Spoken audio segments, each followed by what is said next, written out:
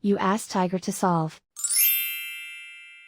This deals with linear equations with one unknown. The final result is s equals -3/2. Let's solve it step by step. Group all s terms on the left side of the equation.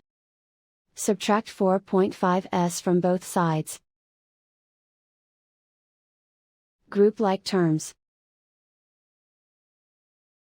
Simplify the arithmetic. Group like terms. Simplify the arithmetic.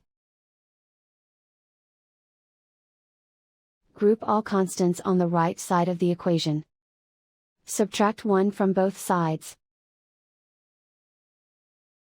Simplify the arithmetic.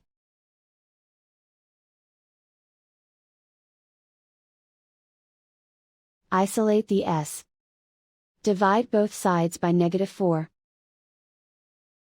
Cancel out the negatives. Simplify the fraction. Simplify the arithmetic. Find the greatest common factor of the numerator and denominator. Factor out and cancel the greatest common factor.